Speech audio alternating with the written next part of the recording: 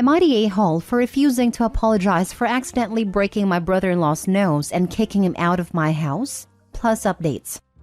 Some context. I, 32 female, was violated when I was 17 during a home invasion when I was home alone. It has taken me years of intensive therapy to learn to live with what happened to me, and I am now in a great place and overall happy.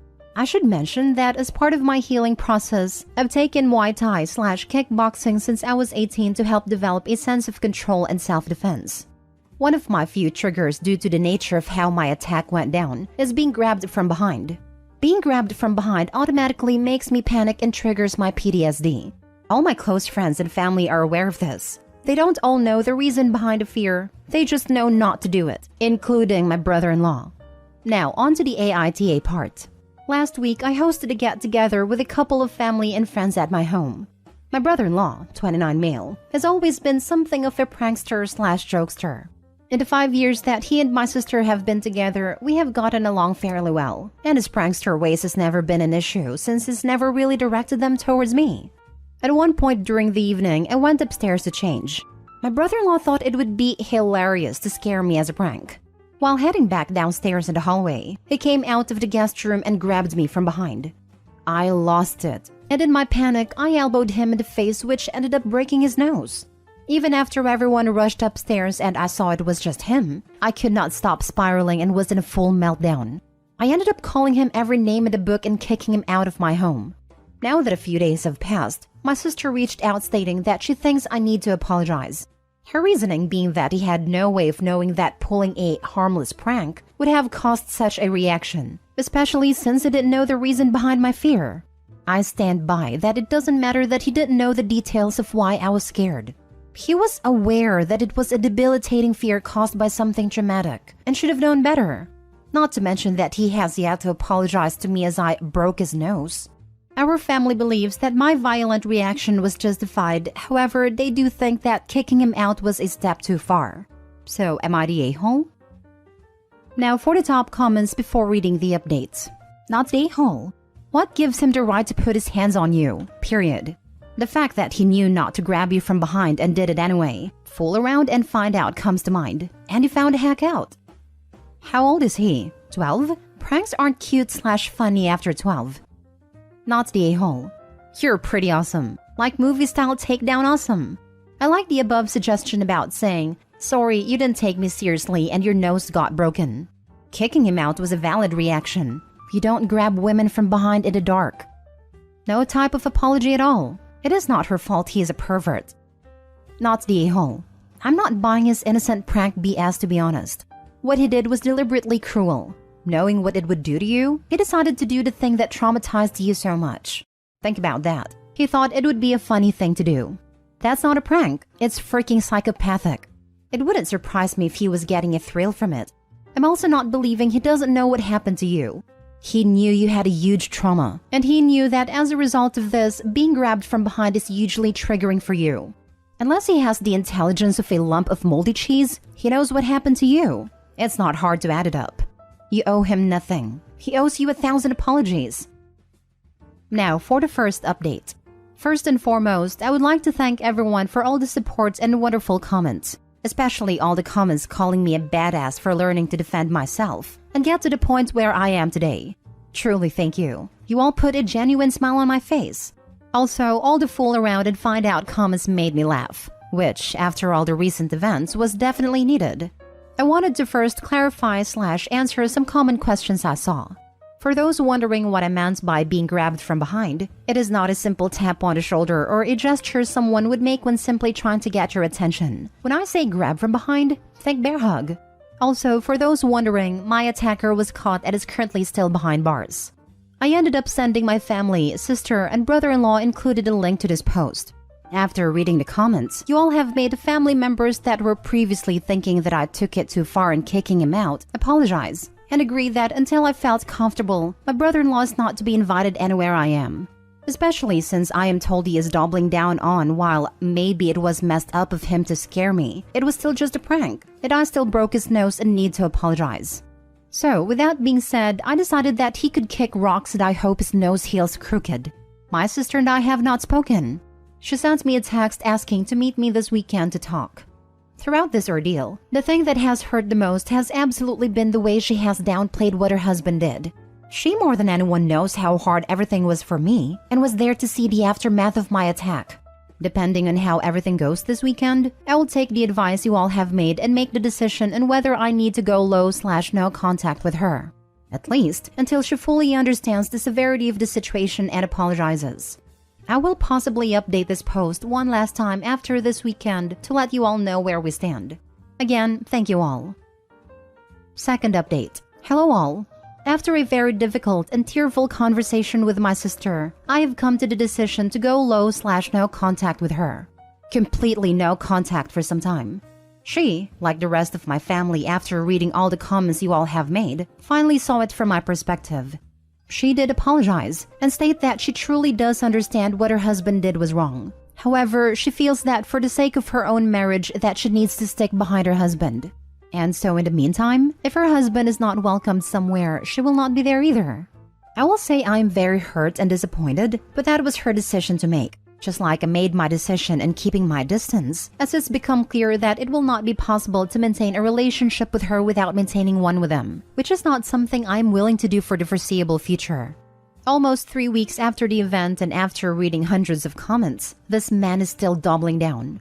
Even apparently had the nerve to say that the reason why everyone is on my side is because I provided a sob story beforehand. He still apparently fully believes that despite it being messed up, it was still just a joke, and I overreacted, and I'm lucky that he doesn't decide to sue me for the medical bill that he is going to receive for the broken nose. Not that it will go anywhere, as him grabbing me is considered crime. Why do these pranksters think their desire to pull pranks is more sacred than the desire to feel safe in one's own body/home? What is funny about making a woman think she is being attacked? Brother-in-law isn't a prankster, he's a bully. He's lucky it's taken him this long to get his comeuppance. In my experience, people who call themselves pranksters are usually just annoying a-holes. I was pranked by one of my seniors in my college hostel. In her defense, it was not just her, but a lot of idiots who used to do this. Anyhow, she waited in the dark while I was coming out of the cafeteria after dinner. She just made a very loud noise and jumped in front of me. I freaked the heck out, and in reflex slapped her in her face. It was not even in retaliation, just my reflex in that situation. I apologized. She also kinda did. But no one pranked me after that. We all used to joke about it months after this instance. Who the heck sneaks out of a bedroom and grabs a woman from behind by surprise, in her own house, when everybody else is downstairs? This was not a simple prank by jokester. This is sicko behavior. And then it calls the OP's history a sob story? Her actually being freaking violated? This man is dangerous, and I would be worried about OP's sister living with him. Good for the OP breaking his nose. Too bad she didn't rupture his balls. Yeah, it sounds like a guy testing the waters to see how far he can go and still get away with it. A lot of predators test out their technique for creepery on women in their families first. I think she angered him earlier, probably something minor at that, and he was trying to put her in her place under the guise of a prank. Next story. Would I be the a-hole if I refused to let a friend move in due to their other friendships?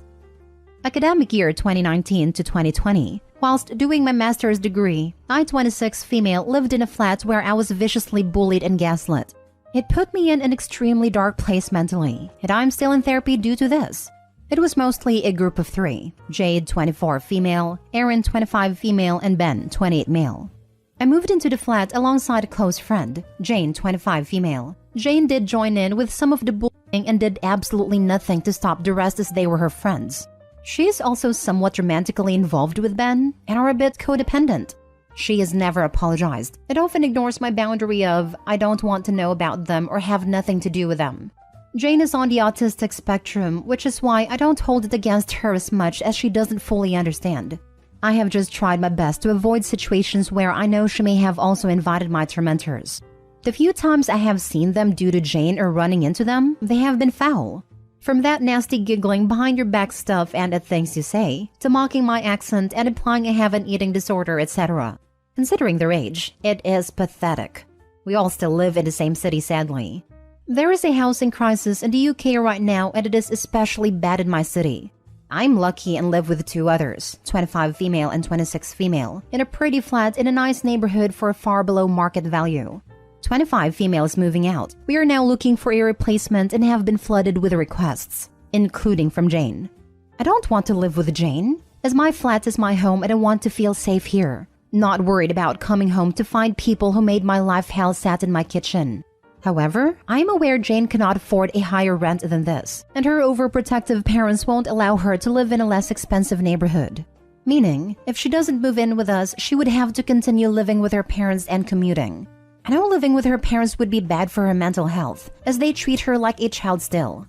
All factors considered, would I be the a-hole if I told Jane she couldn't move in due to her close friendship with people who I feel deeply uncomfortable with, and quite frankly scared of? Now for the comments. Not the a-hole. You don't have to tell Jane anything other than she can't move in. Her life and situation is not your problem, and you need to prioritize your own living situation first. Jane made her choices, and she chooses to remain friends with these horrible people. She has consistently chosen them over you, and through her choices, she has excluded herself from ever living in your space again. Not the a-hole. Absolutely this. You need to come first in your life. And by the way, in my opinion, autism is not an excuse for bad behavior.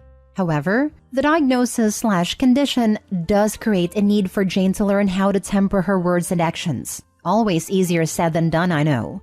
Her parents or caregivers/caseworkers should have been ahead of the curve on this years ago. Not the a-hole. You deserve to be comfortable in your own home. From how you've described things, Jane does not respect your boundaries. And honestly, I don't know why you're still friends with her because she's clearly not a friend to you. We have been friends for a long time and are part of a tight-knit group separate to this situation. This whole mess is the only bad thing she has ever done to me, and whilst I find it really hurtful, I have decided to forgive her, but I mostly have kept her at arm's length for my own sake. It sounds like you already know what to do. This may be the only bad thing she's done, but it's a pretty big deal, and she still hangs out with these people who have caused you mental anguish. I think you already know that her living in the flat with you will also bring Jade, Aaron, and Ben back into your life as well. Your home should be your safe space, and you have every right to protect your peace. Last story. Am I the a-hole for selling my father's house even though his widow lives there? My 33 female father died recently. He had been married to his widow Penny for about 7 years before. I was not close with my father. We spoke regularly and enjoyed each other's company, but I can't say either of us knew each other well, for many years before his death. When he died, I was surprised to learn that he had left his entire estate to me. He put everything in trust a year before his death, and I am the sole beneficiary. Besides the small sum that he left to Penny, the lawyer said he was advised not to leave her nothing in case she tried to contest it, so everything including his house is now mine.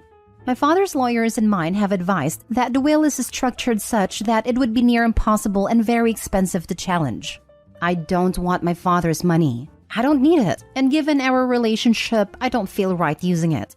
However, he obviously wanted me to have it. So, I intend to transfer everything over to my daughter, make her the beneficiary of the trust, and she will have that in addition to her own trust fund once she is of age. However, I do not want to keep my father's house. I do not live in the same country as my father, and I do not want to deal with the admin of his possessions. I want the legal business done, and to close the book on a very painful chapter and grieve quietly. The trouble is, Penny lives in the house. Penny does not work and was financially dependent on my father. So while the lawyers say she could fight to stay living in the house, she likely can't afford legal counsel. Also, because of her lack of income, she would never be able to maintain the house, which is quite large. So I would then have to keep up the house and grounds while she lived there, which I am not willing to do, both because of the cost and because of the continued involvement with my father's life, which I do not want. I have notified her via the lawyers of the intention to sell the house, which has led to vicious and vitriolic messages from her kids, calling me evil and heartless. I understand this is inconvenient for them, but I'm not responsible for what my father decided to do, nor am I responsible for the people or the mess he left behind. I am not doing this to get one over on Penny. I'm just trying to be done with a traumatic part of my life. Am I the a-hole? Because of the cost for upkeep that you can't afford, I'm going to go with no a-holes here. Except your father, because I find it unconscionable that all he left to his widow was a small sum, and even that was only to avoid her contesting it. Why on earth was he married to someone he cares so little about? My father was a peculiar man. It's quite possible Penny did something small to irritate him one day, and this is how he took his revenge. Once you have a set price with your realtor, give her and her family a chance to purchase the house before you list it. Then if they refuse, go ahead and sell, not the a-hole. This is the right way to do it. Tell her family you are not going to be responsible for the property and are selling, but you will give them the chance to purchase the property before listing it. I have a strong feeling no one will step up. I think this is one of those situations where you have to consider if you can live with your own decision. Opie may be legally in the clear, but this is a deeply personal moral question, since the dad sounds like a horrible man who forced Opie to play a cruel game upon his death. Opie admits it is possible that this whole inheritance could have been a vindictive act of revenge against the wife for something very minor. It is very cruel to have left his wife, who was financially dependent on him, in a completely vulnerable state, and Opie neither wants nor needs the money. While this is Opie's choice to make, they have to decide if they want to play an unwilling role in their father's twisted games, or perhaps sign the house over to the late wife just for their conscience sake.